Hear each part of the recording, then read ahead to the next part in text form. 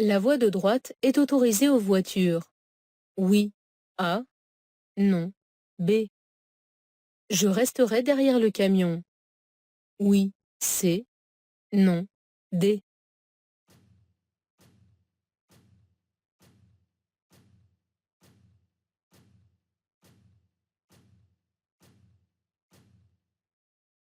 La ligne à très large délimite une voie réservée aux autobus. Le marquage au sol le confirme et précise que les cyclistes sont autorisés à l'emprunter. Les voitures ne devant donc pas utiliser la voie de droite, je circule dans la bonne voie. La flèche au sol, en sens inverse, associée au symbole du vélo, indique que dans cette rue à sens unique, les cyclistes sont autorisés à circuler à contresens. Le camion, immobilisé, effectue des travaux. Dans ce cas, je ne pourrais faire autrement qu'emprunter la voie de bus pour le dépasser. Je reviendrai aussitôt après sur la voie de gauche.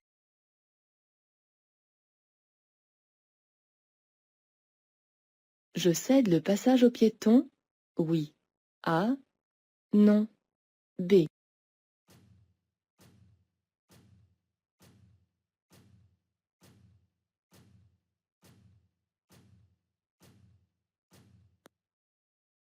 Je dois céder le passage aux piétons engagés sur la chaussée car ils ne disposent d'aucun passage prévu à leur intention à moins de 50 mètres. Je dois être d'autant plus attentif que l'enfant n'est pas tenu par la main. L'issue de secours la plus proche est devant moi, A, derrière moi, B.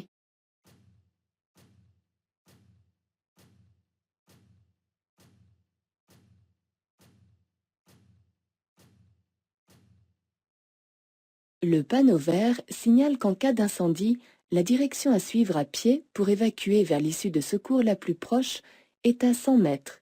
La flèche dirigée vers la droite indique qu'elle se trouve derrière moi. Je suis en panne. Je laisse les feux de détresse allumés? Oui. A. Non. B. Je me dirige à pied vers un poste d'appel dans le sens de la marche? Oui. C. Non. D.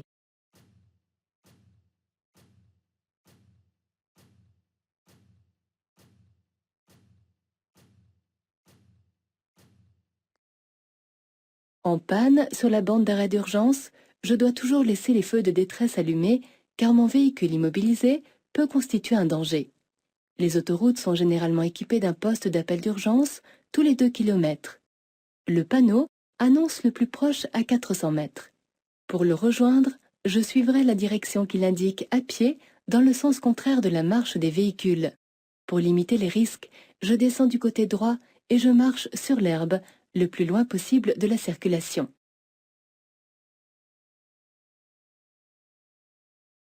Il est possible de remplir un constat amiable avec mon smartphone en cas d'accident. Matériel, A. Corporel, B. Impliquant un véhicule immatriculé à l'étranger, C.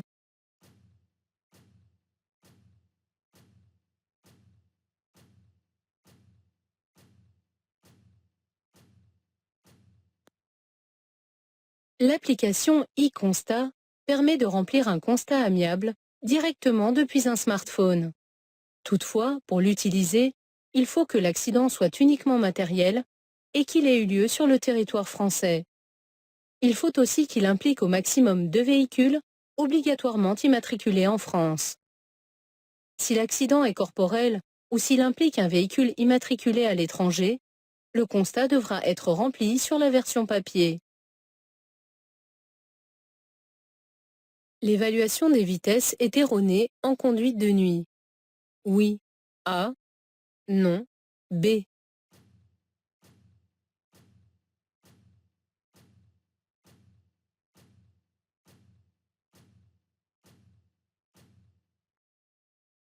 La nuit, je vois moins loin, moins large et moins bien. Ma perception des distances, des contrastes et des reliefs est faussée. Mon appréciation des vitesses l'est également. La valeur des émissions de gaz carbonique d'un véhicule neuf est indiquée Sur une étiquette dans le lieu de vente, oui. A. Non. B. Sur la carte grise, oui. C. Non. D.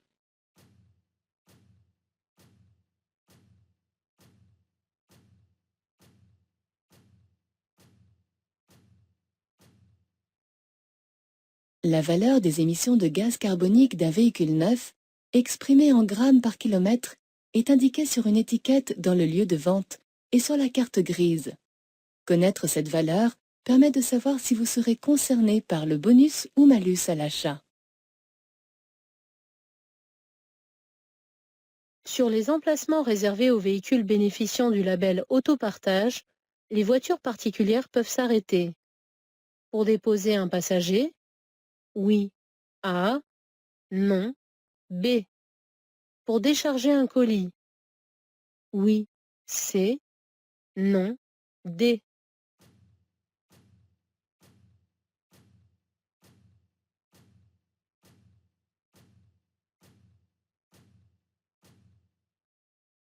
L'autopartage permet d'utiliser un véhicule pour une très courte durée.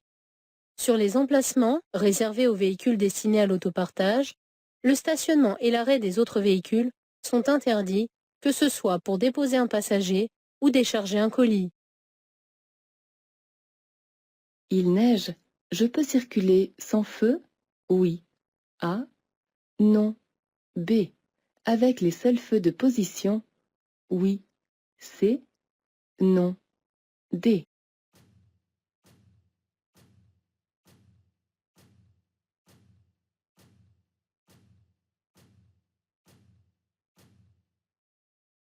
Je ne dois pas suivre l'exemple des voitures que je vais croiser car elles sont en infraction. En effet, en roulant sans feu ou avec les seuls feux de position partant de neige, je serai moins visible pour les autres usagers. Dans ces conditions, je circule en feu de croisement que je peux remplacer ou compléter par les feux avant de brouillard. Comme il neige, je peux aussi utiliser le feu arrière de brouillard. Je maintiens mon allure. A. Je ralentis. B. Je place mon pied devant le frein. C.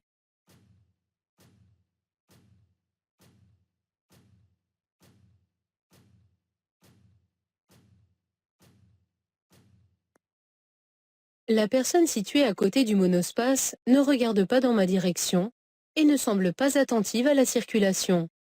Une zone d'incertitude se crée donc à gauche de cette personne et chevauche ma surface de contrainte. Si elle recule, je n'ai pas d'échappatoire. Face à ce risque, je ralentis et je place mon pied devant le frein pour être prêt à m'arrêter. Il fait très chaud. Je roule avec le capot dans cette position. Oui. A. Non. B.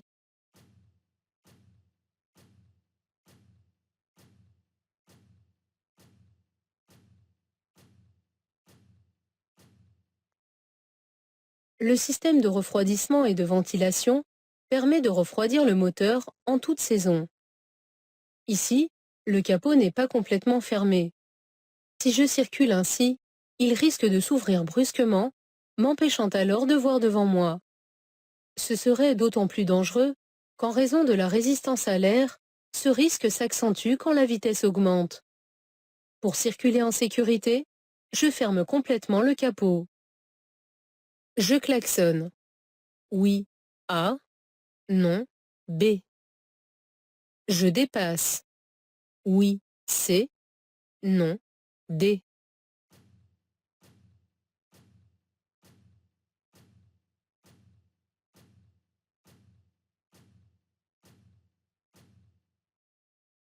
Hors agglomération, l'usage du klaxon est autorisé pour des avertissements utiles.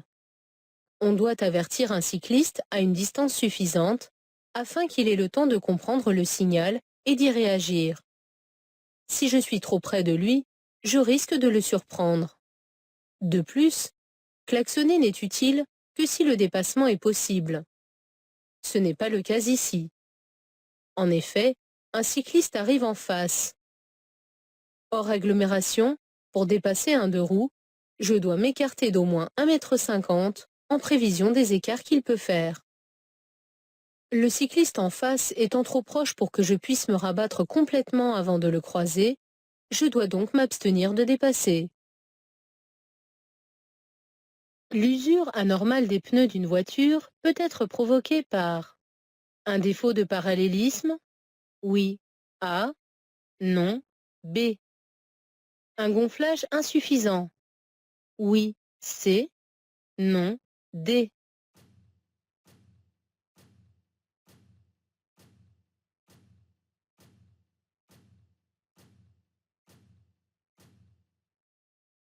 Un défaut de parallélisme entraîne une usure anormale sur un côté du pneu. Un gonflage insuffisant provoque, lui, une usure anormale des pneus sur les extrémités de la bande de roulement. Il est donc nécessaire de faire vérifier régulièrement le parallélisme et la pression des pneus.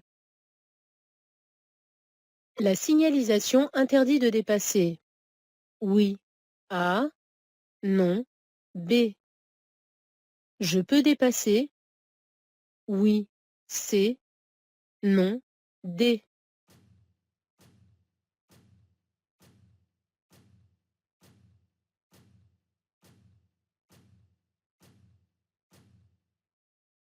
Sur cette ligne d'avertissement, les flèches de rabattement sont orientées dans le sens opposé. Cette ligne ne me concerne donc pas. Ici, aucune signalisation ne m'interdit de dépasser. Mais je ne peux pas entreprendre de dépassement car à l'approche de cette courbe, la visibilité est nettement insuffisante. Le délit de fuite est puni de 75 000 € d'amende, oui, A, non, B. D'un retrait de 6 points, oui, C, non, D.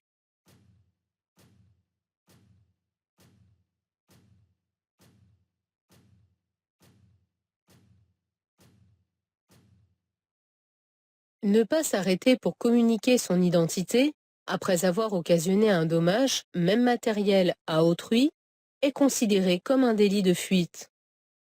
Si je commets cette infraction, j'encours une amende de 75 000 € et un emprisonnement de 3 ans.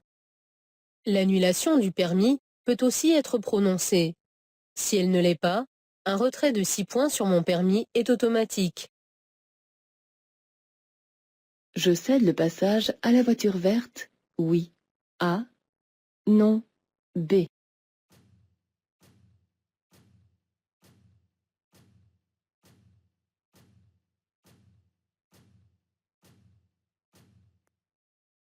Abordant une intersection sans signalisation, j'applique la règle de la priorité à droite. Je dois donc céder le passage à la voiture verte qui vient de droite. Le fait qu'elle débouche d'une impasse ne change en rien les règles de priorité. Je peux faire signe aux piétons de traverser, oui. A, non, B.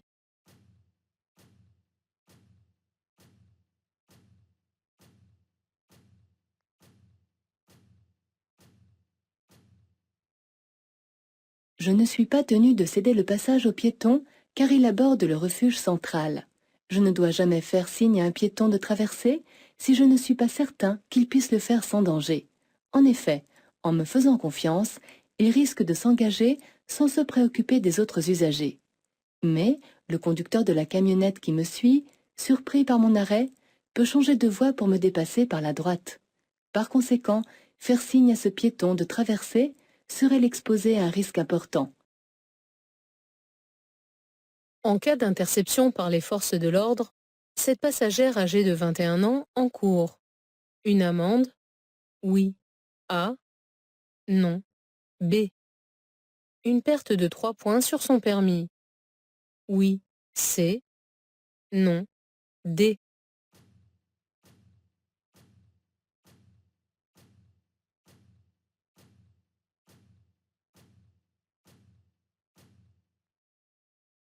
Cette passagère est majeure, donc responsable de ses propres infractions. Comme elle n'a pas attaché sa ceinture de sécurité, en cas d'interception par les forces de l'ordre, elle encourt donc une amende forfaitaire de 135 €. Toutefois, la perte de points s'applique uniquement au conducteur qui n'a pas attaché sa ceinture. Cette passagère n'est pas en sécurité, car elle a également oublié d'ajuster son appuie-tête. Le risque de s'endormir au volant est plus important en ligne droite sur autoroute. A. En ville lorsque la circulation est dense. B.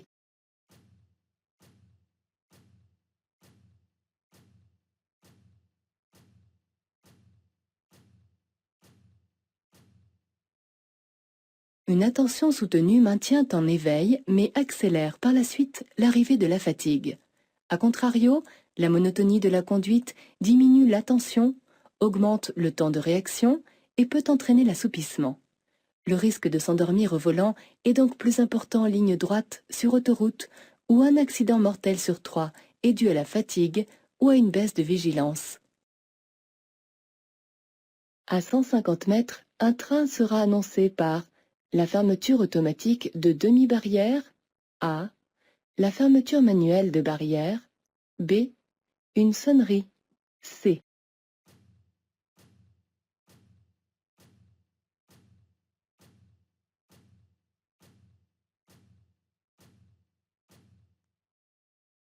Ce signal annonce un passage à niveau avec demi-barrière à fonctionnement automatique à 150 mètres. L'arrivée d'un train sera annoncée par une sonnerie, un feu rouge clignotant et la fermeture automatique des demi-barrières. Si les barrières se fermaient manuellement, le signal ne serait pas complété par un panonceau. Je fais un bref appel lumineux avec les feux de route. Oui. A. Non. B.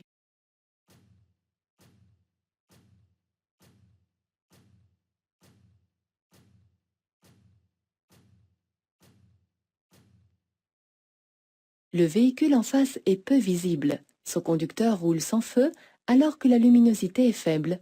Je fais un bref appel lumineux avec les feux de route pour l'inviter à allumer ses feux de croisement. Je suis bien placé pour un arrêt? Oui. A. Non. B.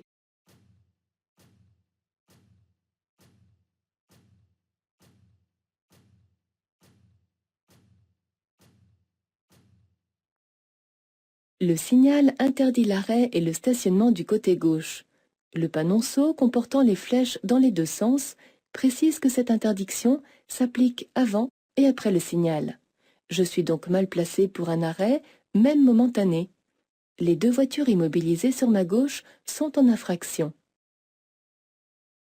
Je serre à droite? Oui. A. Non. B.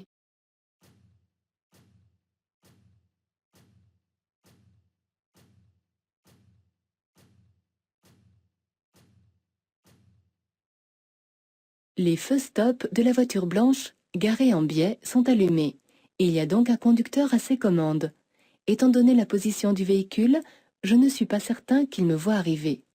La roue arrière gauche étant en équilibre sur la bordure du trottoir, il suffit qu'il lâche le frein pour que sa voiture recule et empiète sur la chaussée.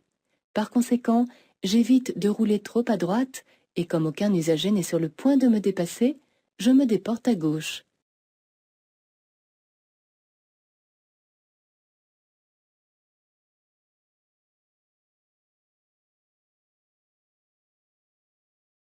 L'état de mon pare-brise permet une bonne détection des indices. Oui, A. Non, B. La visibilité peut être améliorée par du lave-glace anti-gel, C. Le remplacement des balais d'essuie-glace, D.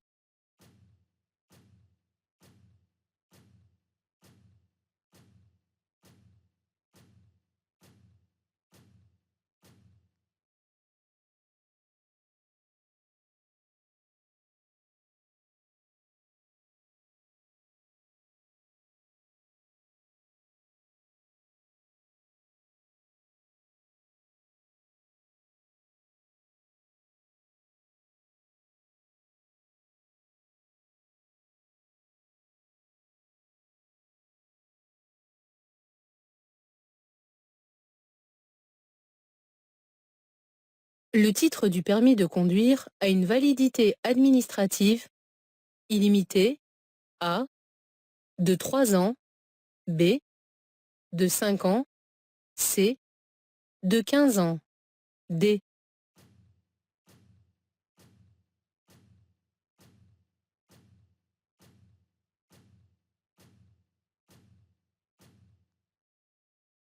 Le nouveau titre du permis de conduire a une période de validité administrative limitée. Elle a été fixée à 15 ans afin de soumettre le renouvellement du titre à certaines conditions. Changement d'adresse, renouvellement de la visite médicale, etc. J'ai l'intention de dépasser. J'allume dès maintenant le clignotant gauche. Oui. A. Non. B.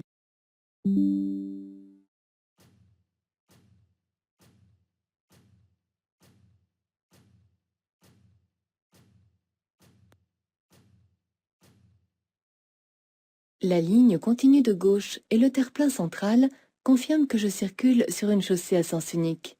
Comme aucun véhicule n'est sur le point de me dépasser, je peux entreprendre cette manœuvre. Pour en avertir les autres usagers, j'allume dès maintenant le clignotant gauche. Le feu vient de passer au vert. Je peux démarrer immédiatement. Oui. A. Non. B.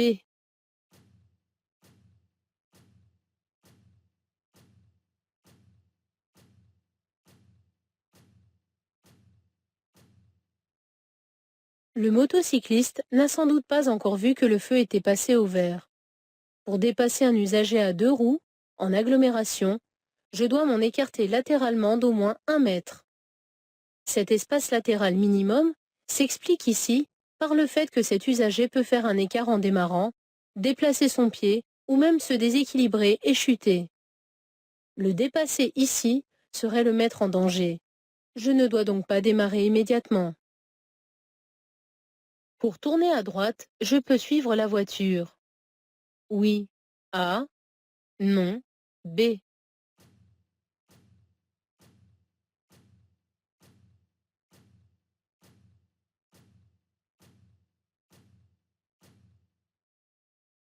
La flèche jaune clignotante autorise à passer, malgré le feu rouge, à condition de tourner à droite et de céder le passage à tous les usagers. Une jeune fille, à moitié cachée par la voiture, est engagée sur le premier passage piéton. Je dois d'abord m'arrêter pour lui céder le passage. Je ne peux donc pas suivre la voiture immédiatement.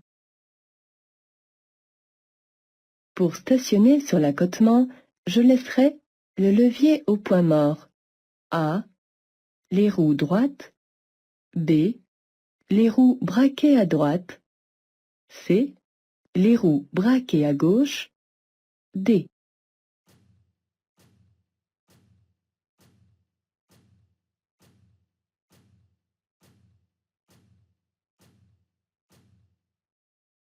Avant de quitter mon véhicule stationné dans une pente, je serre le frein à main. Mais cela n'est pas suffisant, car en cas de défaillance de ce dernier, la voiture risque de partir, prendre de la vitesse et causer un accident très grave.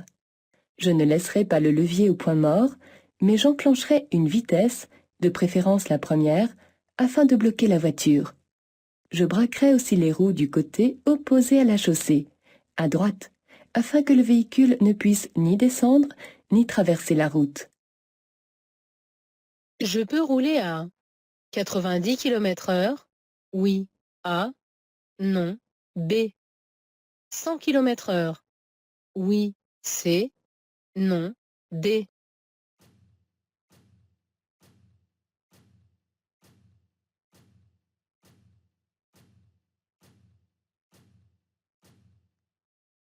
Les panonceaux précisent que la limitation de vitesse à 70 km/h ne concerne que les véhicules de transport de marchandises et ceux qui tractent une caravane ou une remorque de plus de 250 kg. Ici, la configuration des lieux indique que je circule soit sur une autoroute, soit sur une route à chaussée séparée.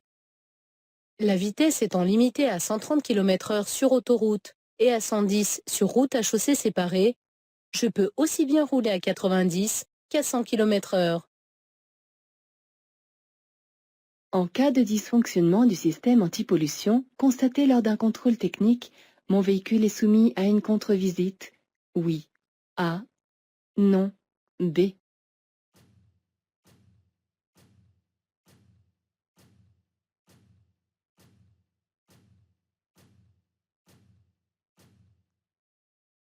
La pollution atmosphérique entraîne de graves conséquences pour la santé et elle est responsable des importants changements climatiques. Pour y remédier, des règles strictes s'imposent. En cas de dysfonctionnement du système antipollution constaté lors d'un contrôle technique, mon véhicule est donc soumis à une contre-visite qui devra être effectuée dans les 2 mois qui suivent ce contrôle. Je peux démarrer? Oui. A. Non. B.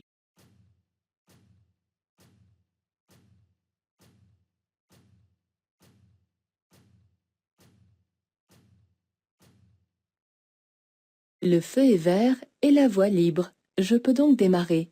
Je m'assurerai toutefois qu'aucun piéton et aucun véhicule ne passe malgré le feu rouge qui les concerne.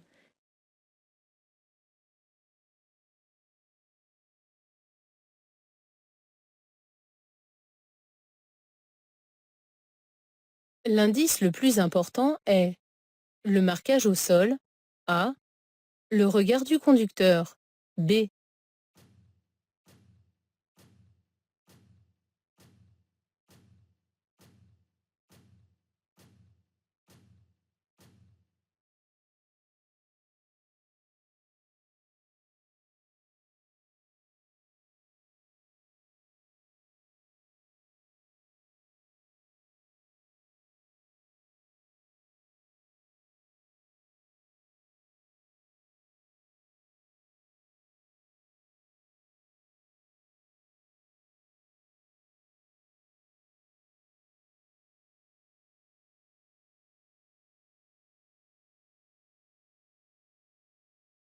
Je peux dépasser? Oui. A. Non. B.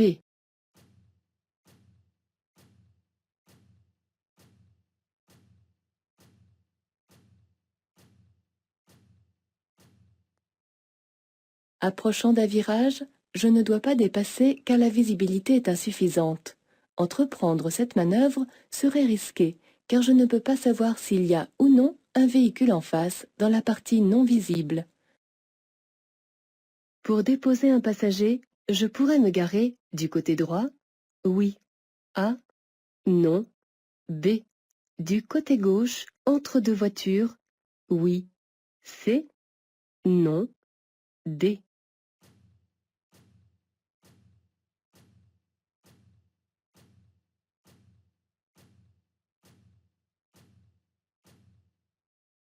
Le panneau de droite interdit l'arrêt et le stationnement du côté où il est implanté, sauf pour les livraisons. Pour déposer un passager, je ne pourrais donc pas m'arrêter du côté droit. Le panneau de gauche indique l'entrée d'une zone bleue, qui est une zone de stationnement à durée limitée, avec contrôle par disque. Il n'interdit ni le stationnement ni l'arrêt. Je pourrais donc m'arrêter du côté gauche, entre 2 voitures. Comme il s'agit d'un arrêt, je n'aurai pas à utiliser de disque. À droite de la ligne, je peux m'arrêter en cas de crevaison, A, de malaise d'un passager, B, de fatigue, C, d'allumage de ce témoin, D.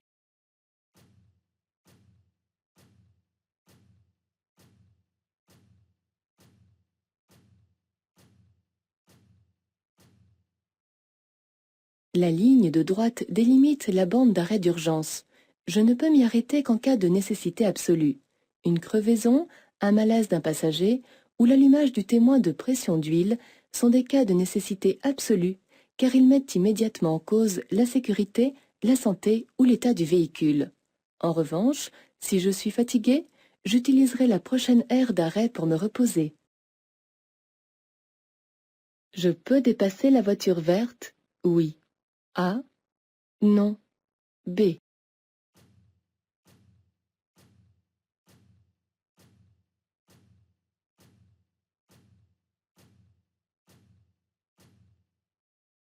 Sur cette chaussée à 4 voies, je suis séparé des usagers d'en face par une ligne continue.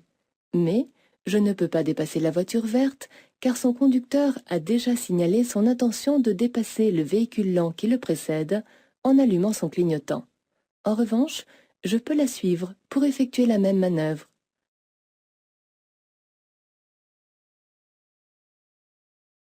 Le plus souvent, une personne qui présente un taux d'alcoolémie de 0,5 g par litre de sang ressent une baisse de ses capacités. Oui. A. Non. B. Se comporte normalement en société? Oui. C. Non. D.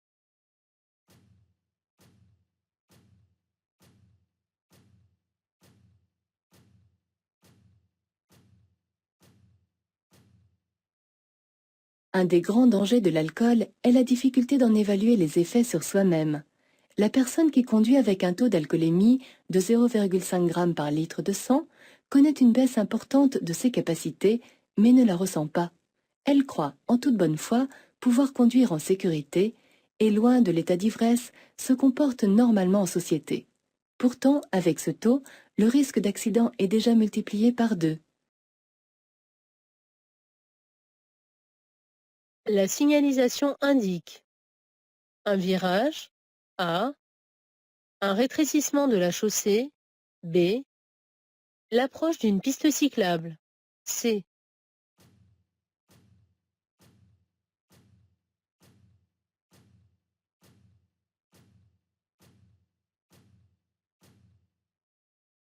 Ces balises bleues, qui le plus souvent jalonnent un virage, peuvent également signaler un rétrécissement de la chaussée.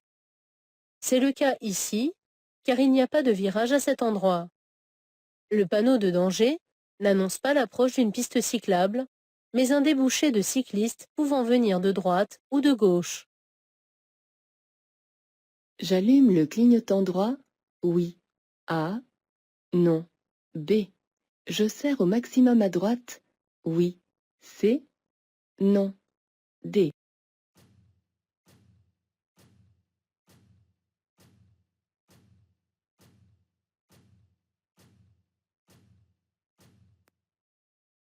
Dans le rétroviseur, j'aperçois une ambulance qui est en intervention d'urgence.